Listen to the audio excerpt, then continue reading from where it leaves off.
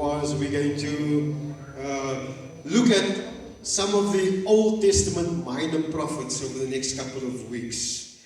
Okay, and then maybe later we'll look at Timothy, 1 Timothy, Titus, and 2 Timothy. Maybe just to do it as a group, as a whole, those three books, and see how the church became a formal institution and how the church is supposed to operate today. But before we look at that, let's go to the Old Testament and let's see how God spoke to the nations and His people through the Old Testament prophets and the minor prophets. Now there's a difference between major prophets and minor prophets, and the only difference between them are the amount of things that they wrote down, the length of their writing.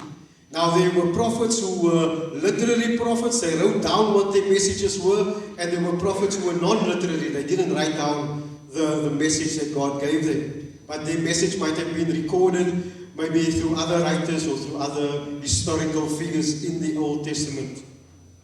So not all the prophets in the Old Testament had their messages recorded. So the difference between a major prophet and a minor prophet is the length of their message. And so the first prophet that we're going to look at today is the prophet Obadiah. Obadiah. I don't know if you ever thought of a name for your child. Obadiah. That's a good name, right? Obadiah. You know what it means? It means the servant of Jehovah. So if you want your child to serve God, maybe that's a good name. Obadiah. That's a good name. So the title of my message today is God will judge the wicked nation or community or people. God will judge the wicked nation, the wicked community, the wicked people or group. So like I said to you earlier, the name Obadiah means servant of Jehovah. Now Obadiah was most likely a contemporary of Jeremiah and Ezekiel. In other words, he could have ministered at the same time that Jeremiah and Ezekiel ministered. Okay? And it could have been around the time of the destruction of Jerusalem that Obadiah ministered. The date of Obadiah's letter or ministry is not known. He doesn't date when he is ministering, so it's not known. So historians and scholars try to, determine from the language that he uses and from kind of some of the references that he makes, at what time he could have ministered as a prophet. His ministry is very unique because he only has if you turn to the book of Obadiah in the Old Testament, you'll see there's about less than 30 verses. He only has one chapter. Less than 30 verses. It's the shortest book in the Old Testament. But Obadiah is a very important prophet. And so the date for Obadiah could be 586 BC, which is around the destruction of the temple of Jerusalem and the destruction of Jerusalem. Or it could be a little earlier or further away from Christ, which is around 845 BC. But we don't really know when this book was written. It is the shortest book in the Old Testament. And the message of Obadiah is God's judgment on Edom and the restoration of Israel. So on the one hand, there's the judgment on Edom, and on the other hand, there's the restoration of Israel. Now, Edom and Israel are two very important nations. Who are these nations? The nation of Edom are the descendants of Esau.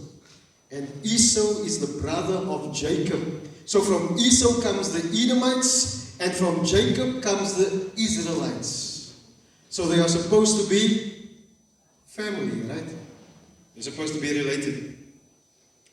But we see that both of these boys, they grew up in the same home, but they went in totally different directions.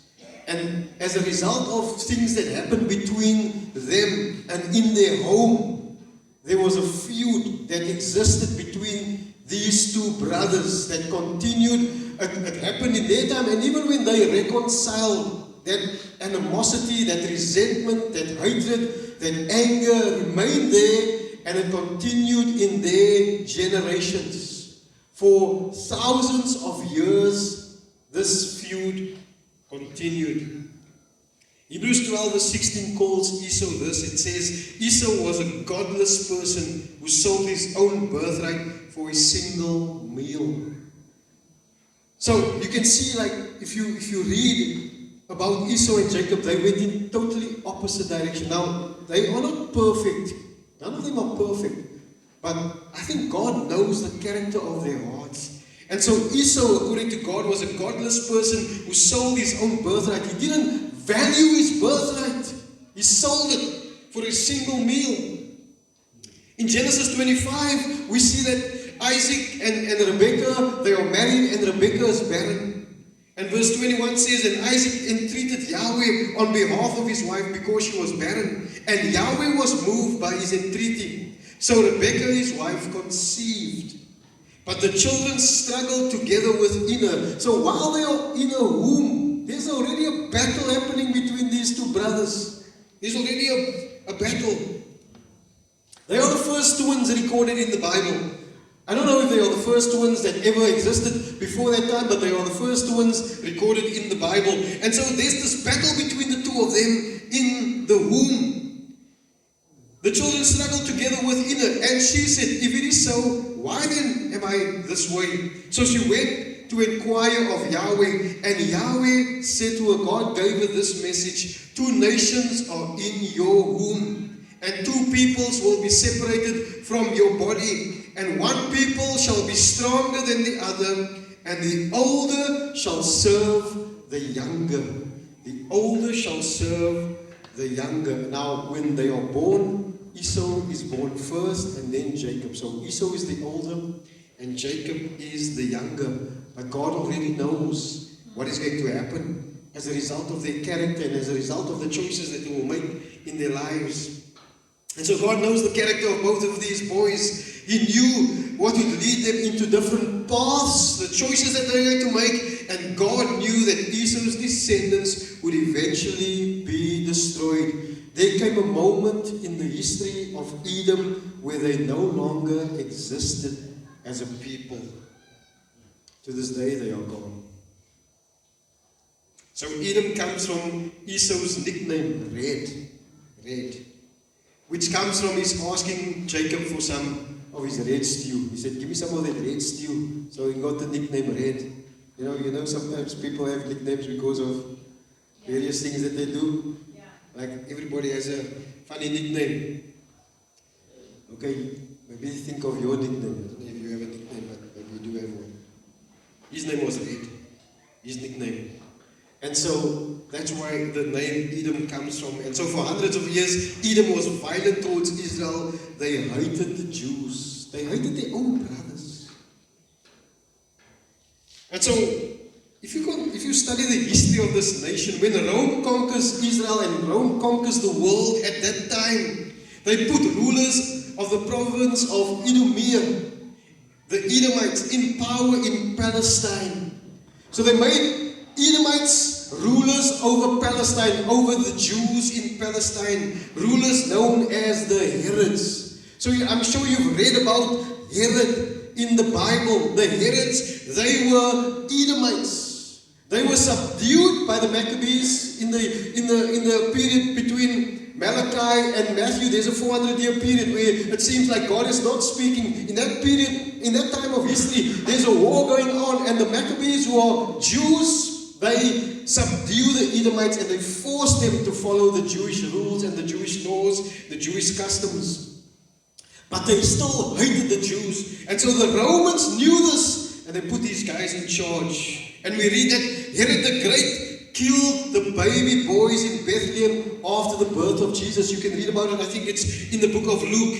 Herod Antipas, what did he do? He beheaded John the Baptist because John spoke out against his wrongful marriage with his brother's wife. Herod Agrippa II killed the apostle James in the book of Acts. So you see that these Herods, they had a devastating impact on the people. Just think about it today. We live in a world where maybe it's not between brother and sister or brother and brother only, but we live in a community where it seems like people hate each other. We live in a community where we have no regard for the lives of other people. This is the state of the world in which we live in. It seems like life is cheap. We see gang wars and what has been happening recently was the same gang is murdering its own people. Why? It's a fight for power. It's a fight to have control of the gang. So they call themselves brothers, but they are not really brothers. Because they hate each other. They are only brothers as long as they benefit. As long as there's no benefit for them, they no longer have that concern for one another. Then brothers can turn against brother so easily. There's no honor among thieves. That's a saying that goes around in the world today. People just will do whatever benefits them. And so we see that these Edomites, they had the same idea. And after the destruction of Jerusalem in AD 70, the Edomites, they integrated into the Arab nations of that time, and they disappeared completely as a people. All of these things started because Esau fought against Jacob. And as a result, Edom hated Israel. And Edom was filled with bitterness, with resentment, and with pride. These are the things that destroys relationships and destroys communities and destroys families and homes. When God takes the Jews, the Israelites out of Egypt and He sent them to the promised land, God instructed Israel to treat Edom as a brother. This was God's command to Moses to give to the people of Israel. In Deuteronomy chapter 2 verse 4 it says, "And command the people, saying, you are going to pass through the territory of your brothers, the sons of Esau who live in Seir, and they will be afraid of you, so be very careful." God is speaking to the Jews. He says, "Do not provoke them, for I will not give you any of their land, even as little as a footstep, because I have given Mount Seir to Esau as a possession." What is God saying to the Jews? Treat them as your brothers. Why? Because they are your family. But Edom, they did not have the same brotherhood relationship desire with Israel. And so as a result of their desire, because you can see when Israel passes through their territory or passes close by them, they take up arms, they rally against Israel, they fight against the Jews, they fight against their own brothers. And so as a result of that, hundreds of years of conflict between these two nations. And that brings us to the book of Obadiah. Obadiah, let's read from verse 1. The title says, Edom will be brought down. The vision of Obadiah. Thus says Lord Yahweh concerning Edom. So Obadiah is bringing a message from God. He receives a revelation from God concerning Edom. And then he says this. He says, we have heard a report from Yahweh. Who's the we? Maybe it's him and his fellow nation. Or maybe it's him and the fellow prophets. We don't know. But he says, we have heard a report from Yahweh. And an envoy has been sent among the nations, saying, arise, and let us arise against her for battle. Behold, he's speaking about Edom. Yahweh is speaking now. I will make you small among the nations. You are greatly despised. This is what Yahweh says about Edom. You know, often when you think about conflict that exists between people, what is the ultimate reason for that conflict? It is pride. Yes, it could be because of bitterness and hatred and envy and jealousy, but the biggest reason is pride.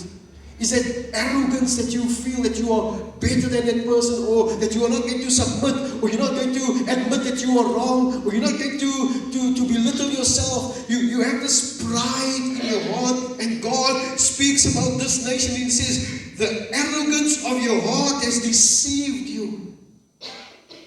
You dwell in the clefts of the cliff, in the height of your habitation, who says in his heart, who will bring me down to earth? They were living in the mountains and they thought, we are powerful because we have this high position.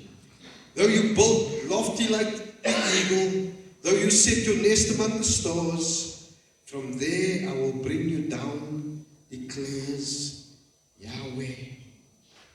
He says, if thieves came to you, if robbers by night, oh, how will you be ruined? Would they not thieve only until they had enough? He says, are people only going to steal from you because when they have enough? Is that it? Or if grape gatherers came to you, would they not allow some gleanings to remain? Are they going to take everything? All your grapes? Or are they going to leave some for you? Verse 6, oh, how Esau will be searched out and his hidden treasures ransacked. God says, no, they're going to take everything from you. There's something that I want you to understand about God.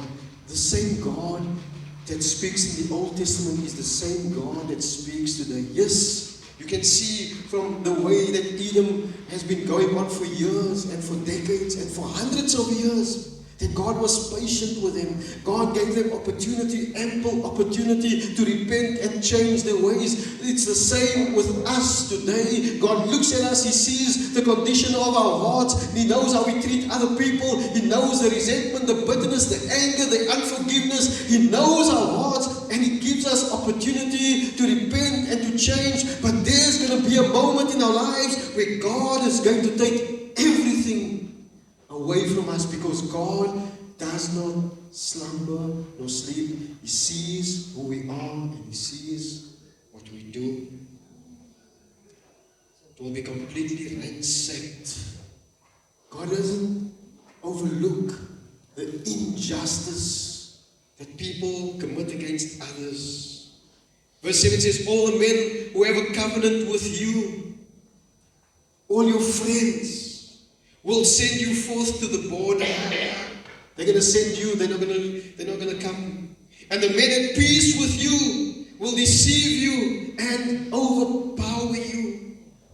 They who eat your bread will set an ambush for you. There is no discernment in him. It says there's no discernment in Edom. He's not going to realize that his friends, his allies, the people that he thinks is on his side, they're going to deceive him. They're going to overpower him. God is going to hold people accountable for the way that they treat other people. You see, this is in relation to how Edom is treating his own brother Israel. But there's a principle for us today. Verse 8 says, will I not on that day, declares Yahweh, cause the wise men to perish from Edom, and discernment from the mountain of Esau? Then your mighty men will be dismayed, O Teman, so that each one may be cut off from the mountain of Esau by slaughter. The judgment that God is bringing on this nation is severe. I don't know if our community or even our country knows what God's judgment is going to be like for the people of this country, this nation, this community. The people who have no regard for other people in this community. The people who cover up the sins of their children in this community. Or the people who just go out to destroy and hurt and harm in this community or in this nation or in this world. Maybe you don't understand, but God says He's going to cut you off. He's going to slaughter those who live in this way when they do not repent of their sin. God is not going to allow injustice to continue forever. If I read Revelation there, the Revelation says that the souls of those who have been persecuted in the tribulation, they sit beneath the throne of God and they cry out, when, oh God, will you avenge our death?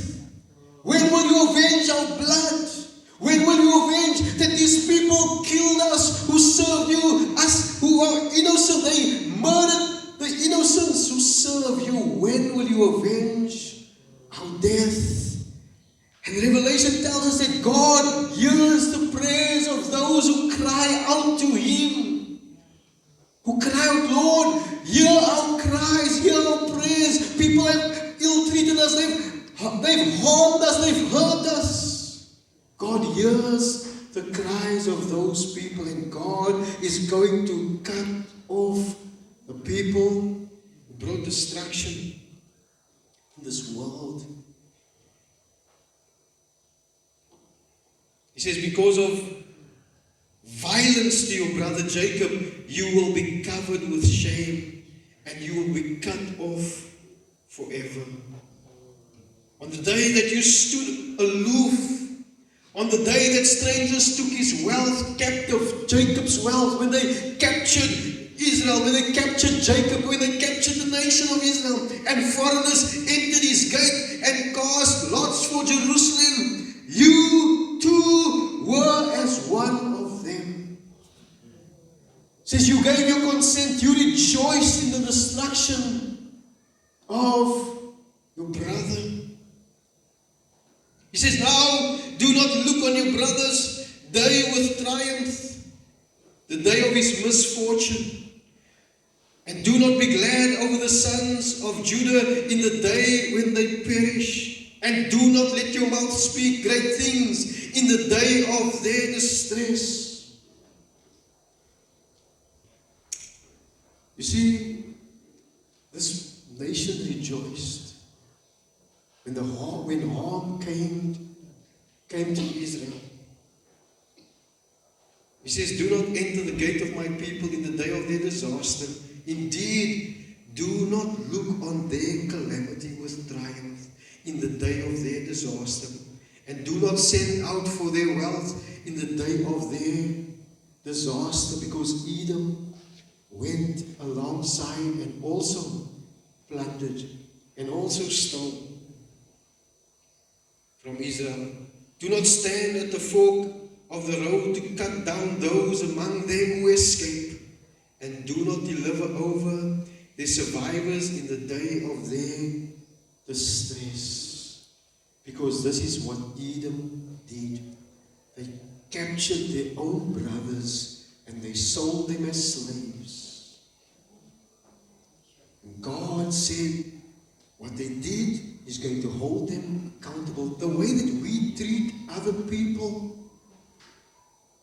God is going to hold us accountable.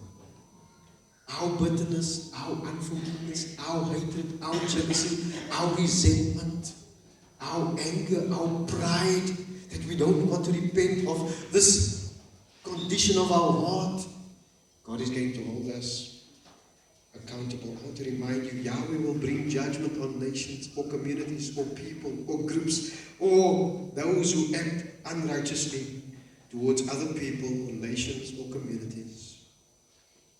Why did Edom continue to fight against Israel? Because of the resentment and the hatred and the pride that they had in their heart. And pride was the issue for them. Pride. And God, if you read what I just read earlier, you see that they were proud in their position. They had pride. We have a lofty position. They had pride in their wealth. We are wealthy. We have money. They had pride in their allies and in their friends. We have people that support us. They had pride in their politicians. They could negotiate and do things. They had pride in their military power. They were a powerful nation. And they rejoiced when Jerusalem was attacked and destroyed. Psalm 137, the psalmist cries out to God. Verse 7, he says, remember, O Yahweh, against the sons of Edom.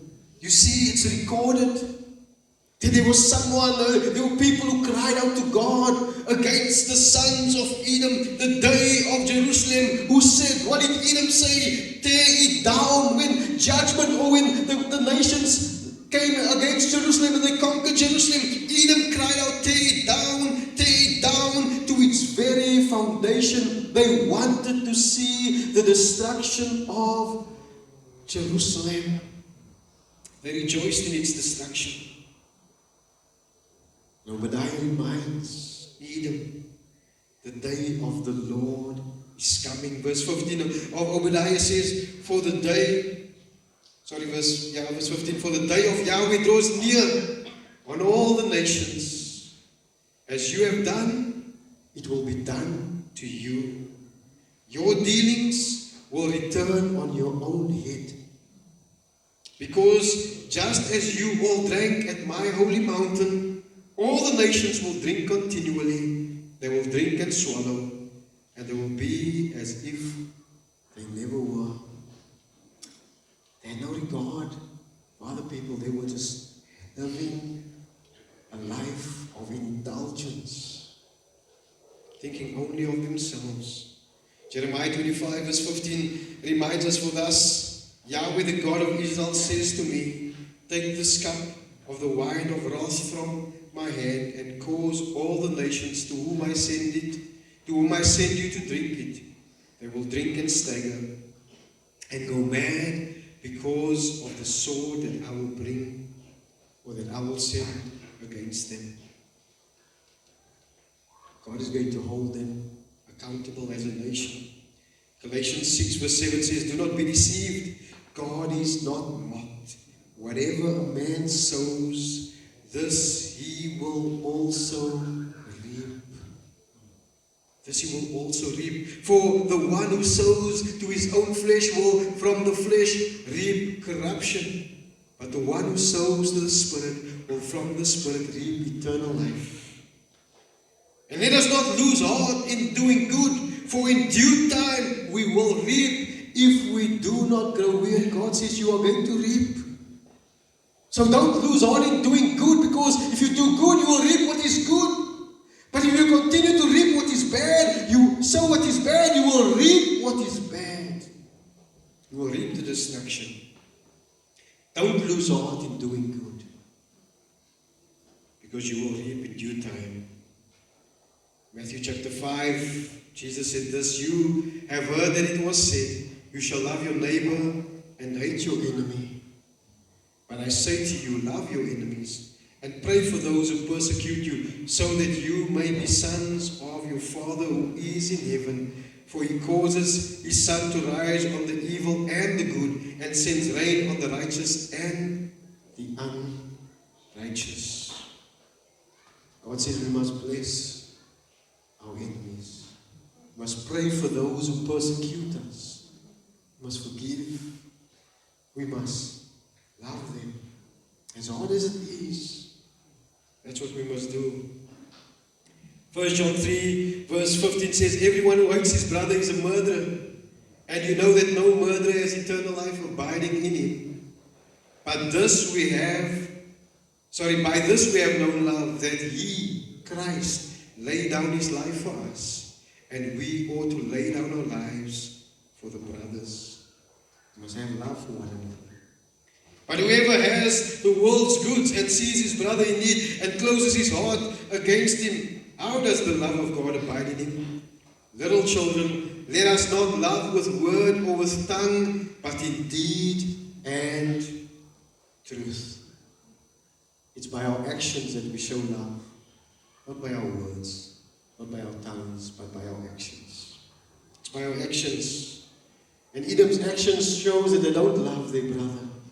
God is calling us to, through our actions, show that we love our brothers and we love others. Why? Because God is in control. God is in control. Obadiah verse 17 says, but on Mount Zion there will be those who escape, and it will be holy, and the house of Jacob will possess their possessions. God says, yes, Jerusalem has been conquered. Yes, the nation of Israel has been overthrown and in exile, but I'm going to restore them. I will restore. God is going to restore. And so we see that God has everything in His hands. And He knows who needs restoration, and He knows who deserves judgment. He says, then the house of Jacob will be a fire, and the house of Joseph a flame, but the house of Esau will be as stubble. And I will set them on fire and consume them, so that there will be no survivor of the house of Esau, for Yahweh has spoken. Eventually, God is going to hold every single one of us accountable for the choices that we make in this world. See, God is revealed to us in Obadiah. We see God. We see His heart. We see the message to Edom and to all nations and to all communities and to all people groups. He's communicating a message to the world. We see that it's a message about God. What is the message that Obadiah wants us to remember about God? Is that God is sovereign Lord. In other words, sovereign means everything belongs to Him. And He is the Lord. And we submit to our sovereign Lord. And He calls us to forgive. And He calls us to let go of the hatred and the resentment and the anger and the jealousy and the pride of our hearts. He's calling us. Why? Because everything belongs to Him. Everything that we have belongs to Him. Sometimes we forget that everything we have is because of God. It belongs to Him. All nations, all kingdoms, all governments belong to Him. The Bible says He sets people in power and He removes people from power. We see a message about the deliverance of God, the love of God, the mercy of God, even the forgiveness of God.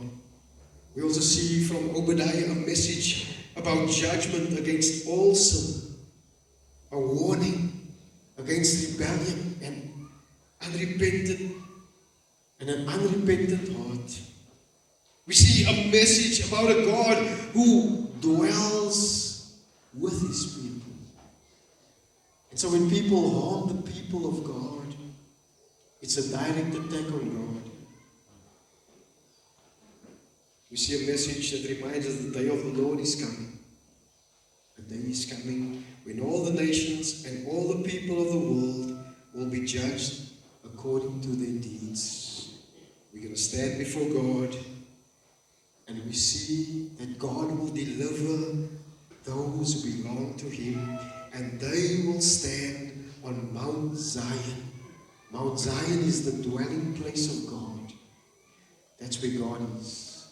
And so you can stand on Mount Seir, which is the place of Esau, or you can stand on Mount Zion, which is the place of God. If you stand with God, you will be victorious. Choose to stand with God. I don't know what the message is that God is communicating to you today, but whatever it is, I want to ask you that you will look deep into your heart and ask God to reveal whatever is there that you need to put right. Whatever relationships that have been broken down. And if you realize that you are, because of pride, standing in the way of this thing to be resolved, then let go of the pride. Sometimes there are things that you can't resolve because maybe the other person or the other party or the other group is just too hard or too stubborn or too... But whatever you do, Paul says, where it is up to you, live at peace with everyone. Let's pray.